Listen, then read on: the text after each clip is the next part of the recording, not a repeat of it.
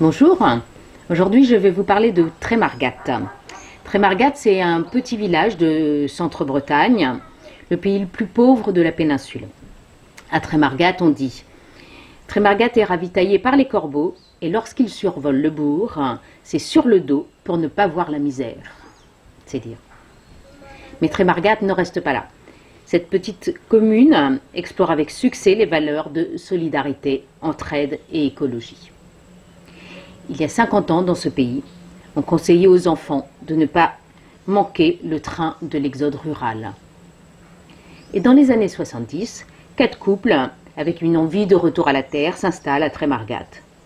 Ils ont repris les fermes selon leur conception de la paysannerie, à rebours de la culture intensive. Ils n'y connaissaient rien et racontent l'aide des agriculteurs du coin, l'enthousiasme des chantiers en commun. Seuls, disent-ils, ils n'auraient jamais tenu le coup. Mais ici, ils ne sont jamais restés seuls. Trémargat compte maintenant 15 fermes pour moins de 200 habitants. Ici, les enfants reprennent les fermes des parents. Dans les années 90, ils investissent le conseil municipal. Et depuis 1995, le maire change à chaque élection. C'est-à-dire qu'il n'y a pas de reproduction de mandat. Et toujours dans la même démarche, démocratie participative, mais alors là, vraiment participative, chantier participatif, association, une épicerie. L'épicerie a été rachetée par la mairie, elle est gérée par les paysans et on y retrouve les produits bio et locaux. Le café également a été racheté par la mairie. Il ouvre à 17 ou 18 heures selon les disponibilités des uns et des autres. Les soirées débats, les concerts, du retard dans la nuit. Et jeudi, c'est tarot. Les terres sont achetées en SCI entre la mairie et les habitants, facilitant ainsi l'arrivée des jeunes. Doucement, Trémargat se peuple. Ici, chacun fait sa part. Tout le monde s'investit au service des valeurs communes, écologie, entraide et décroissance. Plus qu'une terre, les habitants de Trémargat partagent une volonté de vivre ensemble, autrement. Je vous laisse regarder. Depuis plus de 20 ans, Nathalie habite à Trême, comme on dit ici. Elle y tient un restaurant bio et fait partie des créateurs du café associatif. Comme beaucoup d'habitants, elle est lucide sur l'image que renvoie la commune. C'est un même idéal de vie qui les réunit. Un idéal que partagent la plupart des habitants de Trémargat. Ici, ce n'est pas la richesse matérielle qui est la plus recherchée, mais celle que procurent les rencontres, le partage ou la préservation de la nature. Ça nous porte en fait cette image quand même. Enfin, de toute façon, c'est des convictions qu'on a pour la plupart, pour la grande majorité ici.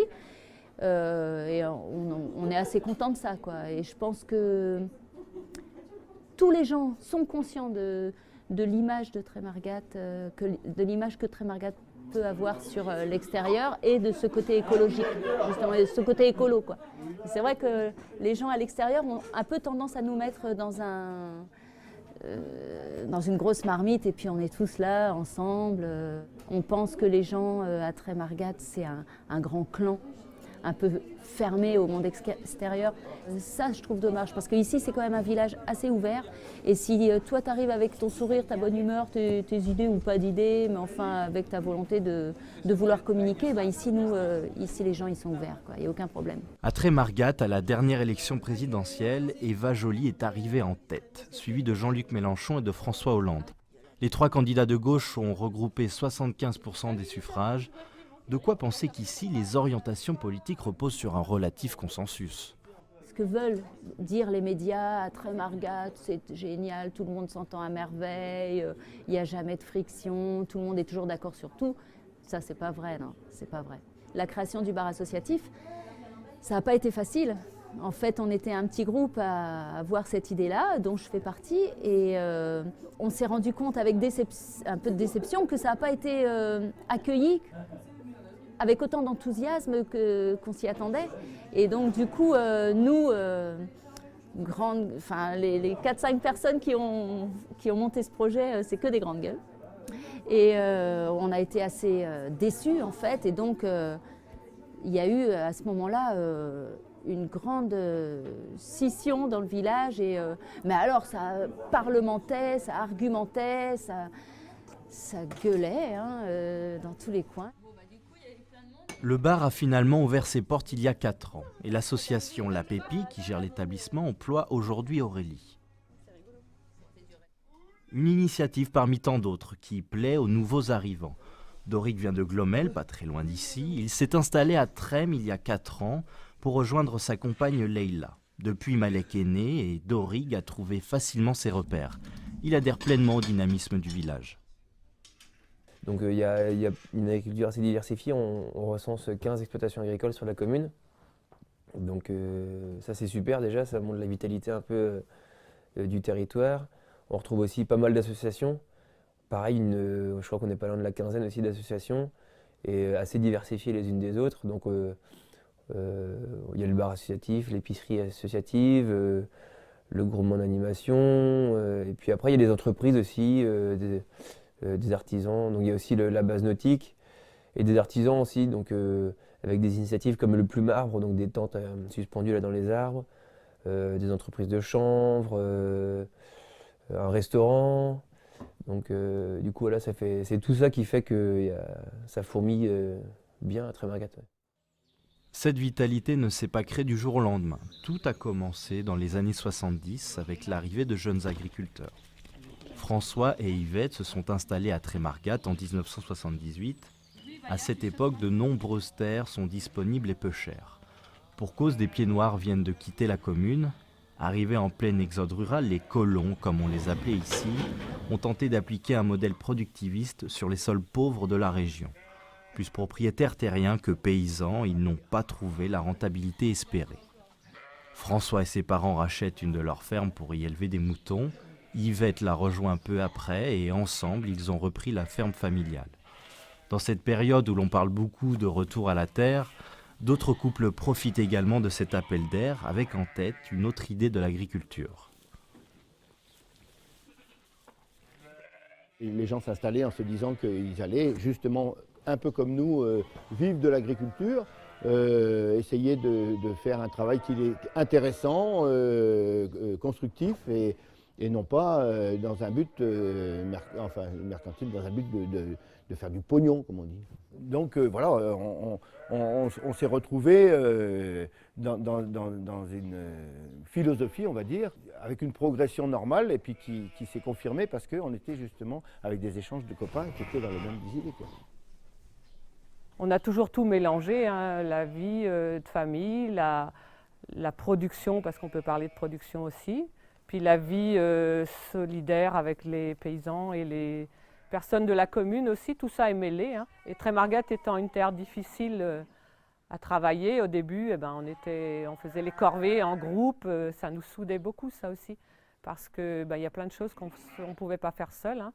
Et de s'y mettre à beaucoup, ça nous aidait à constituer une force là, qui nous a fait sûrement avancer plus aisément et en prenant conscience petit à petit que le groupe nous servait beaucoup. Voilà.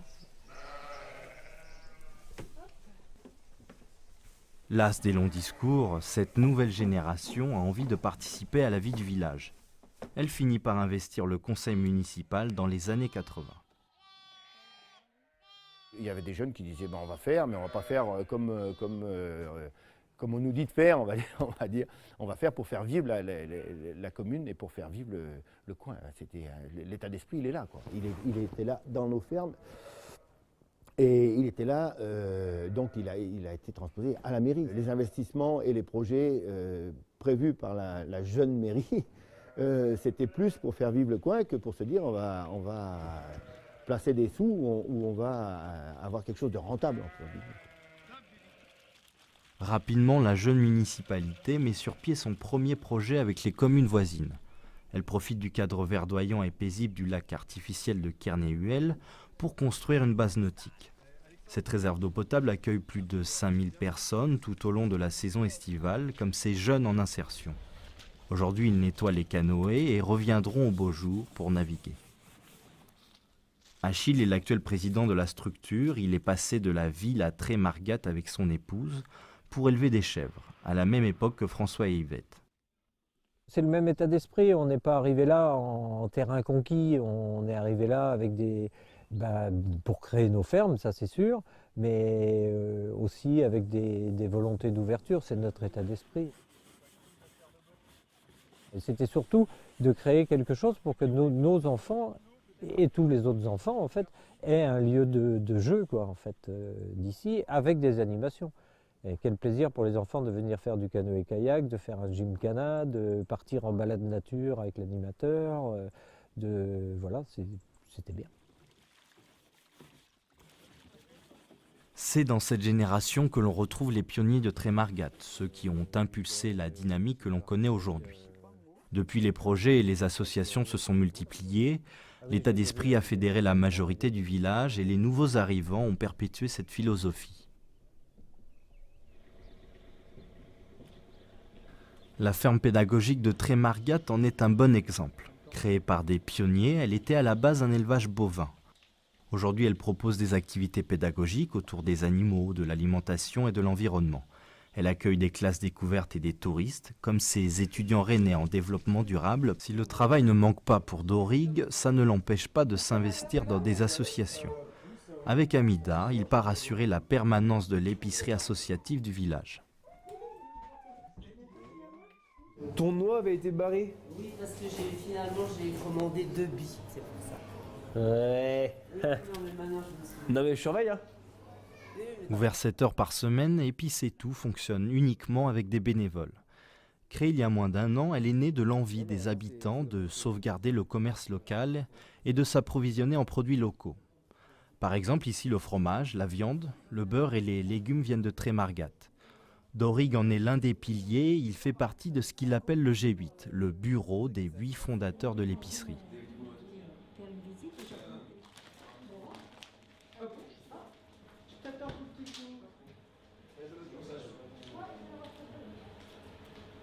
J'ai comme idée que vivre sur un territoire, c'est le faire vivre avant tout, quoi, et pas attendre que le territoire nous fasse vivre.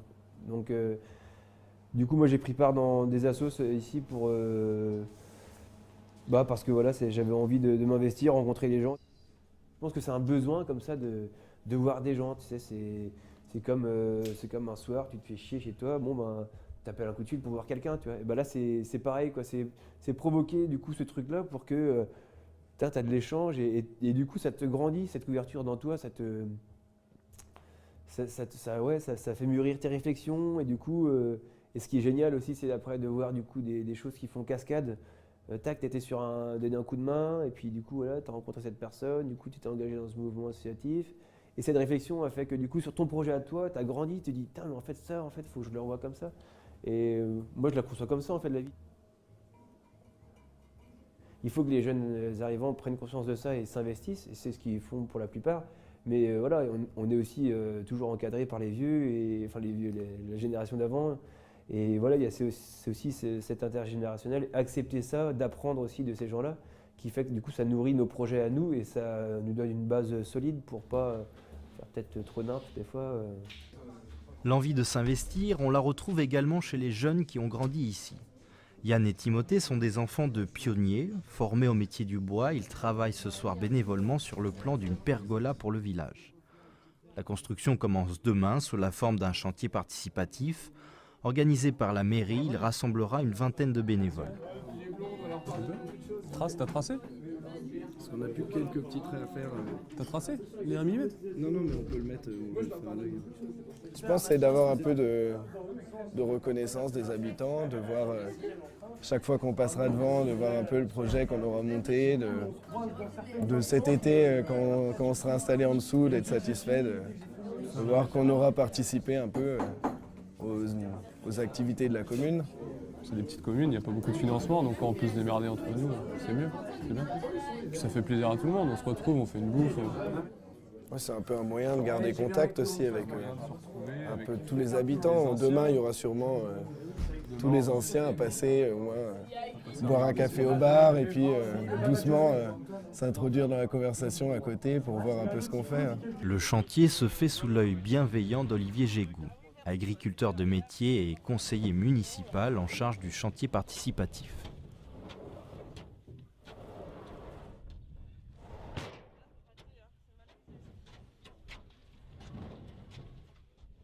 qui fait là, notre force un petit peu, notre faiblesse et notre force, c'est parce que c'est tout petit. Donc le fait d'être tout petit, tout le monde se connaît, donc c'est plus facile de mettre des choses en place que dans une grosse commune où en général tout ce qui se passe par la mairie, donc les gens se sentent un peu moins impliqués. Ici on implique les gens directement, mais c'est parce que on se croise tous les jours, donc on met ça en place ensemble. Tiens, qu'est-ce que tu penses, comment on pourrait faire ci, comment on pourrait faire ça, et puis voilà, ça se passe comme ça. Le thermomètre a beau afficher 0 degré, une quinzaine de bénévoles s'activent tout de même sur le chantier. Porté par ses habitants, Trémargat a su mettre en place des projets différents et originaux. Mais il y a des règles et des normes à respecter et le maire est dans l'obligation de faire des appels d'offres pour des ouvrages plus importants. Si on n'est pas, entre guillemets, jusqu'au boutiste et puis si on accepte parfois de revoir un petit peu le projet initial pour le faire rentrer dans ce cadre, c'est vrai qu'on peut faire avancer les choses. Il faut bien sûr avoir des idéaux, mais aussi prendre en compte les réalités qui s'imposent, hein, qui sont des réalités financières, des réalités réglementaires, humaines. Il faut tenir les deux bouts de la question. Les habitants ont été amenés, pour beaucoup d'entre eux, étant dynamiques, ayant des projets, ils ont été amenés effectivement à tenir compte de ces règles-là et ils ont été amenés petit à petit pour faire aboutir leur projet, donc pour se rapprocher des idéaux dont on parlait tout à l'heure. C'est vrai qu'ils ont été amenés à apprendre les règles, comment on peut en jouer et comment on peut s'inscrire effectivement dans ces différents cadres. En maîtrisant les règles du jeu et en faisant quelques compromis, Trémargat parvient à construire son idéal de vie basé sur la solidarité et l'écologie. Les communes voisines regardent avec attention ce qu'il s'y fait. Michel Balbo a été entre autres conseiller régional et maire de Mélionnec, un village des alentours. Une population qui se développe, ou qui en tout cas se maintient, en se rajeunissant, dont les enfants restent et ont des projets d'implantation sur la commune. Quand vous êtes maire d'une commune à côté, vous vous demandez comment ils font.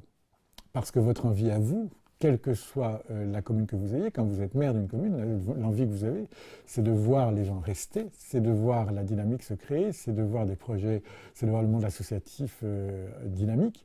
Et ça, Trémargat a fait la preuve que c'était possible.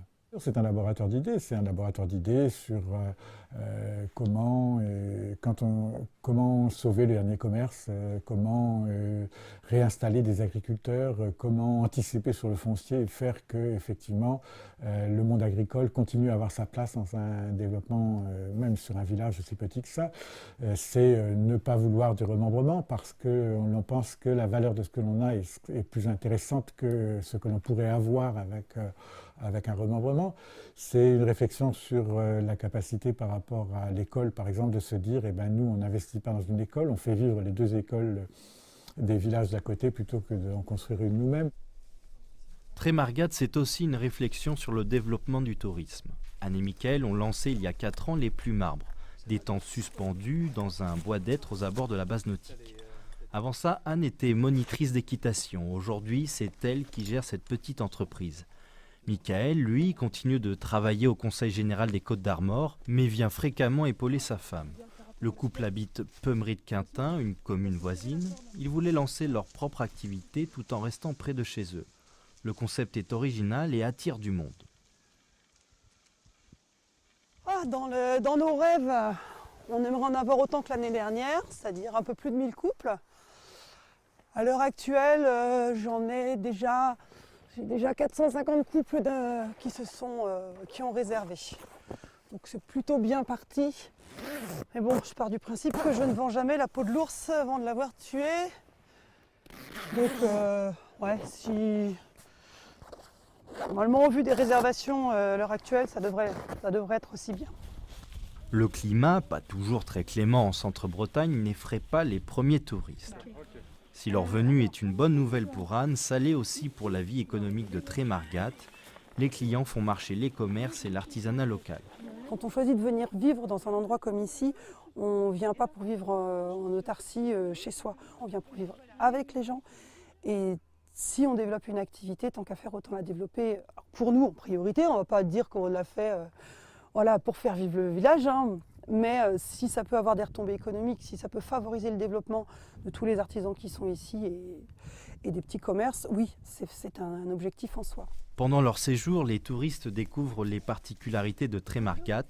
Le contact avec la population ne les laisse pas indifférents. On a aussi bien des gens qui vont trouver ça super, le côté très cool de Trémargat, le bar tout décoré, etc., qui vont s'y sentir très bien. Et des fois, on va avoir des gens un petit peu plus classiques, pour ainsi dire, qui vont se sentir un peu décontenancés de voir cette ambiance. Ils ont un peu l'impression d'arriver dans un autre monde pour eux. Donc c'est très très variable. Par contre, ils reconnaissent tous qu'il y a une bonne dynamique. Quand ils voient tous les petits artisans qu'il y a ici, le tissu, comment c'est imbriqué, je dirais qu'il y a 90% des gens qui sont étonnés de voir ce mode de vie et cette dynamique, mais qui en sont étonnés dans le bon sens du terme. Donc c'est assez bien perçu. Ouais. Les beaux jours arrivent et le chantier participatif avance.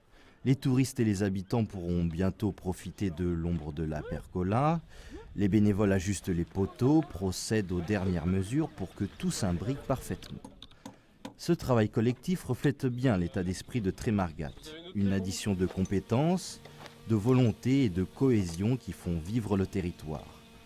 De la génération pionnière de François et Yvette à celle de Yann et Timothée, la majorité des habitants apporte sa pierre au développement de la commune. Ici, le maire change à chaque mandat. Chacun participe au projet politique de ce petit village qui transforme des idéaux en actions concrètes grâce au travail quotidien de la population. Sans pour autant se marginaliser, la majorité des habitants de Trémargat bâtit une micro-société qui leur convient avec comme fondation la solidarité et la volonté de faire.